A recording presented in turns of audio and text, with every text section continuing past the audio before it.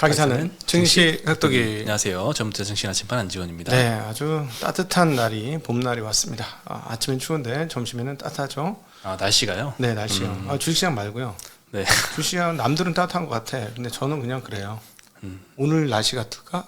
해가 뜨긴 떴는데 바람은 차가워. 요즘 날씨 너무 좋아요. 저도 요즘에 테니스를 많이 하는데 네. 너무 좋습니다. 운동하기 딱 좋은 계절인 것 같아요. 네, 그랬군요. 저는 정말 돼지는 줄 알았습니다. 왜요? 새벽부터 밤까지 타잖아요. 아침 7시부터 자전거 탈 때 12시 반까지 탔거든요. 엄청 추워요. 엄청. 엄청 추웠습니다. 건강 네. 조심하시기 바랍니다. 네. 네, 오늘 코스피 코스닥 좀 엇갈렸습니다. 코스피는 0.7% 하락해서 끝났고요. 코스닥은 0.6% 상승해서 끝났습니다. 아침 시초가 전에 예상했던 것과는 거꾸로 결과가 나왔습니다. 네, 오늘 아침에는 이 코스닥에서 시총 대형주인 에코프로와 에코프로 BM이 압수수색 소식 때문에 네. 크게 떨어졌었어요. 그렇죠. 예, 근데 그거를 다 돌이키고 풀전했습니다. 그러니까 아침에 그 20% 가까이에서 사신 분들은 하루에 20% 수익이 났어. 그렇잖아요. 마이너스 아침에. 20%는 이제 호가상으로만 네. 그렇게 보였었고 최저가가 마이너스 한 13%까지 떨어졌습니다. 에코프로가. 네, 시초가 네. 부근에서 그렇게 많이 떨어졌죠. 예, 네. 처음에 아침에 공포감에 이렇게 매도 물량이 좀 많이 쏟아졌었고요. 근데 참 대단한 것 같아요. 이거 어떻게 다 또 끌어올렸네요. 다행히 뭐 주주들이 안 다쳐서 이번 건으로 내부자가 어떻게 했는지 잘 모르겠으나 주주 다치면 안 되는데 주주들이 안 다쳐서 다행입니다. 네. 네, 오늘 코스피 코스닥 개인 투자자들이 900억, 1,300억씩 순매수가 들어왔고요. 외국인은 계속 꾸준히 파네요. 네, 장 후반으로 갈수록 매도가 점점 더 커졌습니다. 오늘 아직은 뭐 미국의 작은 은행들이 아직 해결이 안 된 상황이라서 네, 계속 좀 저는 이거 해결될 때까지는 외국인 매수는 기대는 아니라고 생각합니다.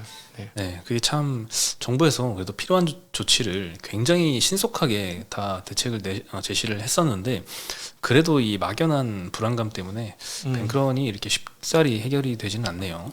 지금 뭐 앞서 우리 장중에 저한테 소식 보내준 것처럼 후순위채도 있잖아요. CS. 네, 후순위채는 녹아버리는 거잖아요. 그렇죠. 네.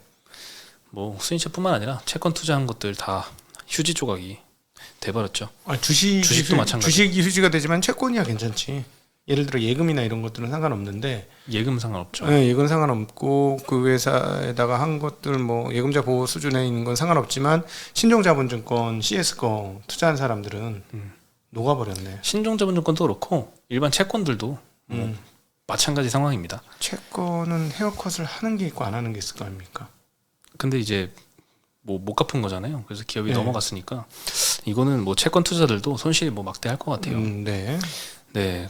결국에는 이 UBS가 인수 결정을 했고요. 32억 달러의 인수 합의를 했습니다.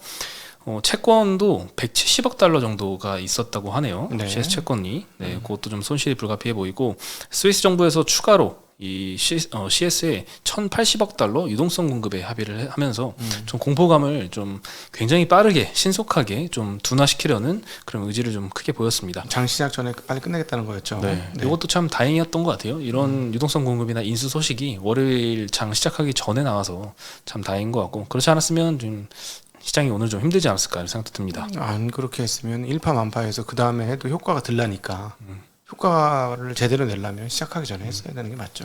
네. 항상 이럴 때 국민연금이 거론이 되잖아요. 요즘 문제가 됐던 은행들 다 지분이 뭐 이렇게 전체 비중 중에서는 크진 않지만 다 있더라고요. CS 채권에도 1,360억 정도 한화 기준으로 이렇게 이거는 보유하고 규모가 있었고 좀 되네.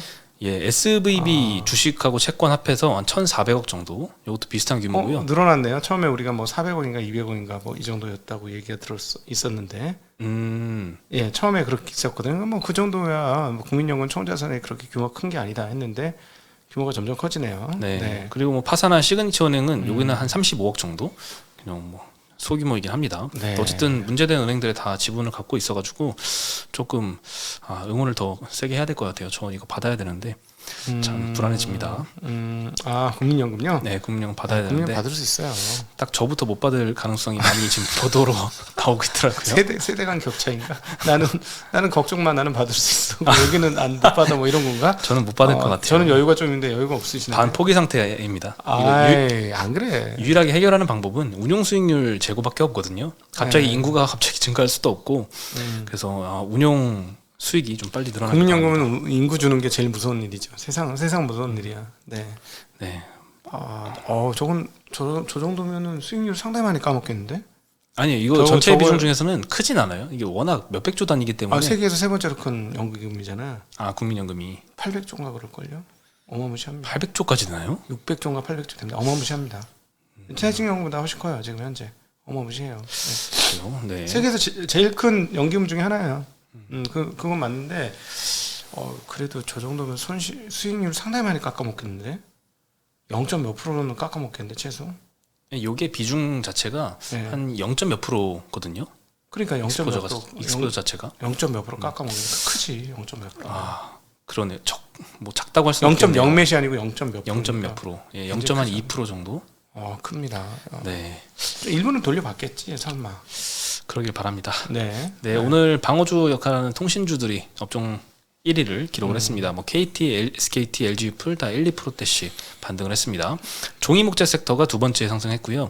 오늘 금리가 굉장히 많이 떨어져서 그런지 보험업종이 제일 많이 하락을 했습니다. 2.2% 정도 다 하락을 했고요. DB손보 현대해상이 3, 4%대로 제일 많이 떨어졌습니다.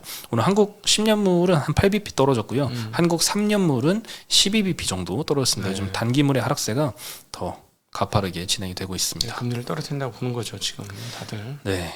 그리고 비금속 광물 섹터도 포스코 케미칼이 오늘 2% 하락하면서 하락률 2위 기록했고요. 전기전자 섹터가 세 번째였는데요. LG전자, 해성DS, 이스페타시스 등등 뭐 2, 3%씩 빠졌고 삼성전자도 1.8% 좀 많이 빠졌습니다.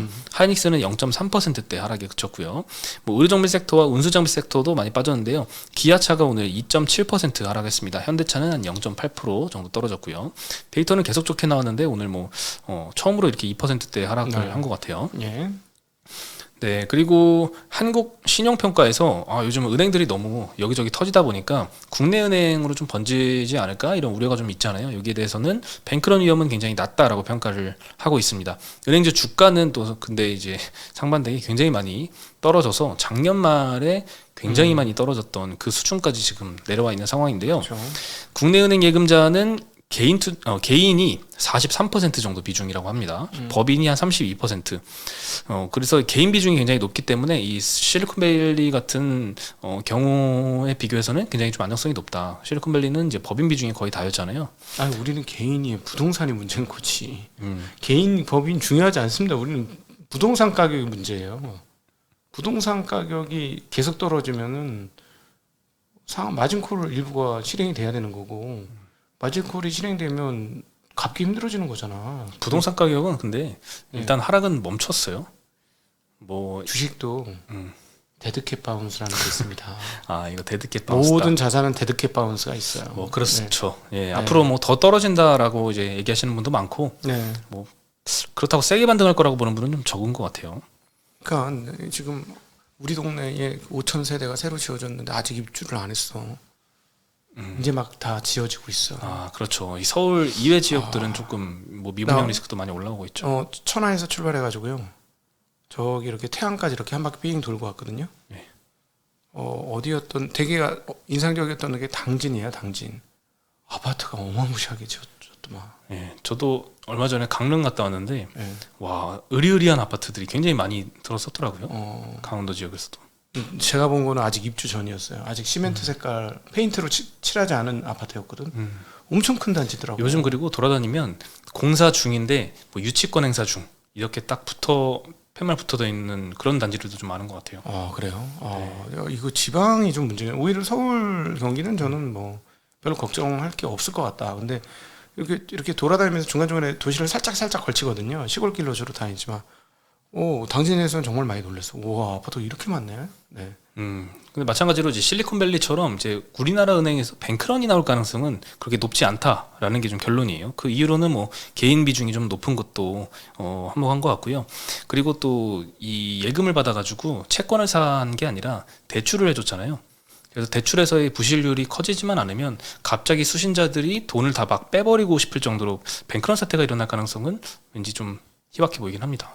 아니 우리는 뱅크런은 없고 은행의 부실화율이 커지겠지. 그렇죠. 그래서 연체율이 좀 잘 봐야 돼요. 뱅크런 해봐야 어디 갈 데가 어딨어. 신한에서 빼가지고 갈 데가 한 손가락밖에 더 있습니까? 그죠? 예를 들어 신한에서 뺐어. 그러면 어디야? KB 기업, 뭐 우리 하나, 뭐 BNK, JB 또 뭐 한두 개밖에 더 없잖아요. 끝이잖아. 뭐 열 몇 개 정도밖에 없죠. 그리고 뭐 아예 특수은행 빼면 농협 있네. 농협하고 이제 특수은행 몇 개 빼면 시중은행 몇 개 없어요. 한국은 이미 다 정리가 싹 다 있어요. 네. 네, 그래서 뭐 미실현 손실 우려 때문에 이제 뱅크런 가능성 좀 낮고 그렇습니다. 근데 안전해 보이지만 최근에 참 우려가 많이 반영을 해서 시중은행 주가들은 좀 많이 떨어져 있는 상태입니다. 네. 그리고 나서 이제 반등도 조금 시원찮은 상황이고요. 오늘도 그냥 거의 보합세 정도 유지를 했습니다. 네. 네, 그리고 2월 양극재 수출 데이터가 굉장히 양호하게 나오고 있습니다. 1월에 이어서 2월도 괜찮은 것 같은데요. 양극재 수출 가격 POE는 전월 대비해서 한 3% 정도 상승을 했고요. 네. Q 수출량은 11%나 상승을 했습니다. 네. 네, 수출량이 진짜 이 수출 데이터를 막 끌고 가는 것 같아요. 계속 수출 금액 기준으로는 14% 전월 대비해서 또 증가를 했고요. 하이니켈 원소재인 수산화 리튬이 12월까지도 계속 상승한 영향이 좀 이번에 데이터에 좀 2월 돼서 영향을 많이 끼쳤던 것 같습니다. 네. 근데 한화투자증권에서는 리튬 가격 하락이 이미 좀 진행이 되고 있었거든요. 이걸 반영해서 2월에서 반영이 되면 2분기부터는 양극재 판가가 좀 크게 하락할 것이다. 그러면서 스프레드는 좀 악화가 될 것 같다라고 전망을 하고 있고요. 그래서 예전에도 한번 이 작년 말에 이 PE의 하락으로 인한 스프레드가 좀 축소되지 않을까 이런 우려가 있었는데 그거를 Q가 급증하면서 상쇄를 시켜버렸거든요. 네. 그리고도 훨씬 더 데이터가 좋아졌는데 이번에도 과연 2분기에 수출량이 상쇄를 해줄지가 좀 변수인 것 같습니다. 네. 네. 네, 그리고 삼성이 300조 원 투자 발표를 했었잖아요. 그 이후로 이 삼성의 추가 지분 투자 기대감이 좀 여러 종목들에서 일고 있는 것 같은데요. 최근에 여러 종목들이 좀 돌아다니는 것 같아요. 뭐 HPSP, 뭐 코아시아, 하이딥, AP 위성 이런 종목들이 좀 거론이 되는데 사실 여부는 전혀 확인이 안 됐지만 일단 기대감에 좀 주가가 많이 급등을 하는 것 같아요. 네. 테마주 형식으로 가고 있는데 과거부터 좀 삼성 지분 투자 기대감이 있었던 이 디자인 하우스들 오늘 또 가온칩스가 17% 급등을 했고요. AD 테크놀로지도 10% 급등을 했습니다. 네. 네. 게다가 이제 삼성뿐만 아니라 사우디 빈살만이 또 투자를 한다. 그래서 사우디의 지분 투자 기대감이 일었던 종목들도 요즘에 좀 많이 거론이 되고 있습니다. 또 지난주 한 목요일, 금요일부터 좀 뉴스로 많이 보도가 되고 있는 것 같은데요. 이 사우디 한국 산업단지 프로젝트라고 불리는 SKIV 이 프로젝트에 따라서 지분 투자 기대감이 좀 많이 생기고 있습니다. 한국 기업들에 이제 사우디가 좀 지분 투자를 해서 산업단지 개발을 좀 추진을 한다라고 하는데 네. 1차 투자금으로 한 13조 원 정도 수준이 거론이 되고요. 최근에 23개 정도 기업에 이제 한국 기업에 최근 실사가 좀 진행이 됐다고 합니다. 그래서 이 기업들 중에 일부는 뭐 JV 형태로 사우디 진출도 좀 거론이 된다고 하고 최근에 실사 완료한 기업들은 최소 2천억에서 1조 원 정도까지 투자 유치가 뭐 진행되고 있다 이렇게 보도가 나니까 기대감이 굉장히 많이 일고 있습니다. 네. 뭐 그중에 몇 개 종목들을 거론을 해드리면 에스코넥 같은 경우는 3월 초에 실사를 완료했다고 하고요. 최종 투자 유치 금액도 조율 중이다. 이렇게 보도가 나오면서 지금 오늘 상한가 기록을 했고요. 아스타 같은 경우에는 실사 후에 6천억 규모로 투자 유치를 조율 중이다. 좀 더 구체적인 보도가 나와서 지금 이틀 연속 상한가를 기록을 하고 있습니다. 네. 그 이후 이외에도 뭐 미코바이오메드, EM 플러스 이런 데 두 자릿수 상승률을 보이면서 급등을 하고 있는데 이건 뭐 사실이었으면 좋겠네요. 네, 사실이어야 되겠네. 사실 아니면 이제 좀 문제가 되겠네요. 네, 그렇습니다. 참 이런 기업들은 좀 걱정이네요. 사실 아닐까봐. 네. 항상 우리는 이런 걱정을 하게 돼. 한국에는 뭐 그런 게 워낙 많아가지고 그러니까 한국 시장 전체에 대한 믿음도 없어지는 것 중에 하나가 뜬소문이었대. 이런 게 너무 많은 것 같아요. 네, 그게 참 문제야. 그러네요. 네, 그리고 IT 수요에 대한 이 전방위적인 전망치 하향이 좀 잇따르고 있는데요.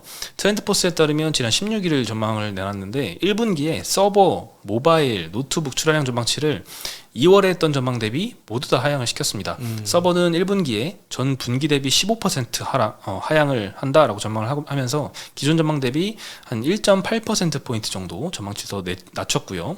모바일은 전 분기 대비 16% 떨어질 거다라고 하면서 이전 전망 대비 1.2%포인트 낮췄고요. 노트북은 14% 전분기 대비 떨어질 거다라고 전망하면서 이전 전망 대비 3.7%포인트나 하향을 시켰습니다. 네. 이거 뭐 서버든 모바일이든 노트북이든 수요가 기대감이 점점 더 줄고 있는 게 좀 불안하긴 합니다. 작년에 제일 잘 맞힌 데가 여기죠. 트렌드포스. 네. 네.